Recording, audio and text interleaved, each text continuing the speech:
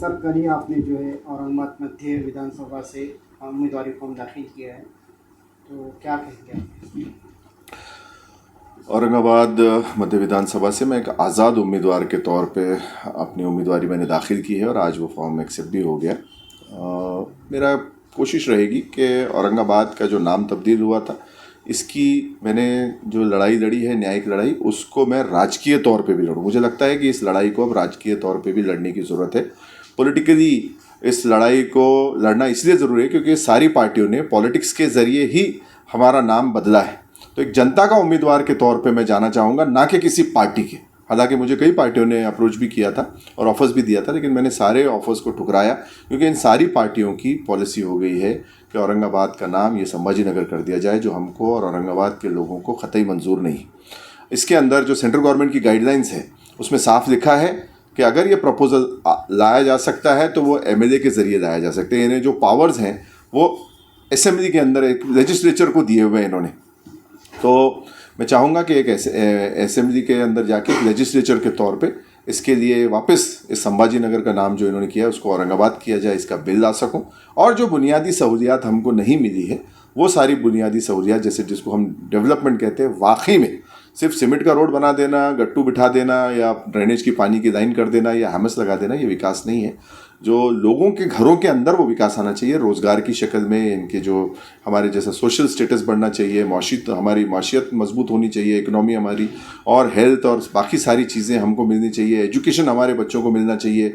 और जो industrial area हमारे पास है वहाँ पे अच्छी इंडस्ट्रीज लाई जाए और उसके अंदर स्थानिक लोगों को रोज़गार मिले। हम ये देख रहे हैं कि यहाँ पे इंडस्ट्रीज जो बढ़ रही हैं उसके अंदर लोकल लोग नहीं हैं, बाहर से लोग जो आ रहे हैं उनको एम्प्लॉयमेंट हो रहा है, लेकिन हमारे पास के लड़कों में बेरोज़गारी बढ़ रही है, जिसकी वजह से एक तरीके से डिप्रेशन के लड़के शिकार हो रहे हैं। कुछ लड़कों ने जो है उसमें कुछ लोग जो हैं वो नशे का कारोबार बढ़ रहा है।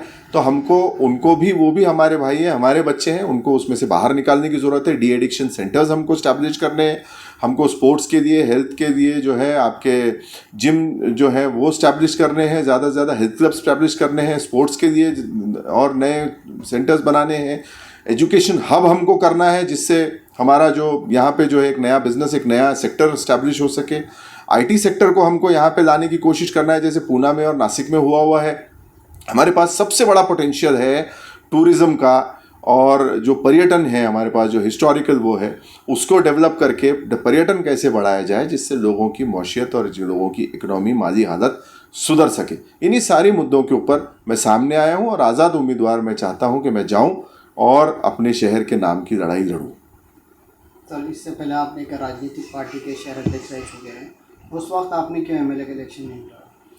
2019 में मैंने कांग्रेस से सेंट्रल कॉन्स्टिट्यूंसी का टिकट मांगा था, लेकिन उस वक्त के जो प्रदेश अध्यक्ष रहे बाला साहेब थोरात, उन्होंने मुझे ईस्ट से टिकट देने की बात कही थी, तो मैंने उसको वो कर दिया था, डिनाई कर दिया था, क्योंकि मेरा ईस्ट से मुझे लगता है उस वक्त ये पोजीशन नहीं थी कि मैं शायद वहाँ से चुनाव लड़ता। मैंने सेंट्रल से टिकट मांगा था, लेकिन ये सीट उस वक्त राष्ट्रवादी को छूटी हुई थी, तो कदीर मौलाना यहाँ से इलेक्शन लड़े थे और मैंने पार्टी का काम किया था। लेकिन उसके बाद ये पार्टी जो है ये हिंदुत्व के एजेंडे पे चली गई। जब ये महाविकास ने ये सरकार का ये डिसीजन लिया नाम बदलने का, उस वक्त मैंने रिज़ाइन किया। इस वक्त मुझे सभी पार्टियों की तरफ से कई ऑफर्स आए, लेकिन मैंने किसी एक्सेप्ट नहीं किया और मैं आज़ाद उम्मीदवार के तौर पे खड़ा हूँ, ताकि जनता का जो बात है वो मैं बेबाकी से वहाँ कर सकूँ और पूरी ईमानदारी से जनता को 5 साल अपनी ज़िंदगी के वक्फ कर सकूँ।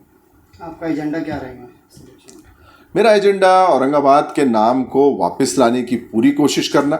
इस शहर को जो अभी काफ़ी बड़ा हो चुका है, 2 महानगर पालिका स्टैब्लिश की जाए, जिसके अंदर जो पुराना शहर है उसको औरंगाबाद का नाम रखा जाए, वो बिल्कुल भी तब्दील नहीं किया जाना चाहिए। और जो नई महानगर पालिका अगर बनती है तो उसको संभाजी महाराज का नाम देना चाहे तो दे सकते हैं, ताकि शहर में अमनो अमान बना रहे, भाईचारा बना रहे। साथ ही साथ जो है इस शहर के अंदर नए क्लस्टर्स और नए कॉरिडोर स्टैब्लिश किए जाएँ, जिसकी वजह से हमारे शहर में जो इकोनॉमी है, पैसा है, ये आ सके, हमारी इकोनॉमी फ्लरिश कर सके।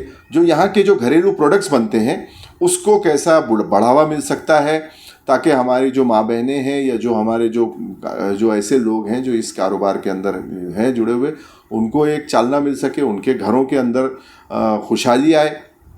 और इस शहर के अंदर वो सारी चीज़ें लाई जाए जो इस शहर ने पहले नहीं देखी। जैसे अभी इस वक्त पूना आप देखते हैं कि काफ़ी डेवलप हो चुका है, हैदराबाद हमारे से ज़्यादा डेवलप हो चुका है, नासिक हो, नागपुर हो, ये सारे शहर जो आगे बढ़ रहे हैं, और औरंगाबाद में जो चीज़ें नहीं हैं वो चीज़ें औरंगाबाद में लाई जाए। ज़करिया साहब ने जो काम किया था, इन शॉर्ट उसको आगे बढ़ाया जाए। हर महल्ले के अंदर मोहल्ला क्लिनिक खोला जाए।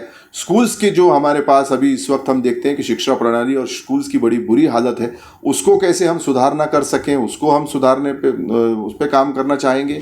जो हमारे जो युवा हैं उनके लिए हेल्थ क्लब हर महल्ले में इस्टेब्लिश किए जाएं। हमारे जो बुज़ुर्ग हैं उन लोगों के लिए जो पार्क्स, और जो बच्चों के लिए जो पार्क्स की हालत ख़राब है वो पार्क्स डेवलप किए जा सकते हैं, उसके लिए फ़ंड लाया जाए। और कुछ ऐसी पॉलिसीज़ डिज़ाइन हो जिसकी वजह से औरंगाबाद और साथ साथ पूरे सूबे के अंदर लोगों में एक खुशहाली लाई जाए, उनके लिए काम करना चाहेंगे। पानी की समस्या हमारे पास है, हमारे पास जैकवाड़ी जैसा डैम है, लेकिन 9-9 दिन में हमको पानी नहीं मिलता। तो कोशिश ये करनी चाहिए कि हम ये कोशिश करेंगे कि यहाँ पर लोगों को रोज़ पानी मिल सके, और नए पानी के जो डैम्स हैं या स्रोत है वो निर्माण किया जाए, ताकि आने वाली नस्लों को कभी पानी की समस्या से न जूझना पड़े।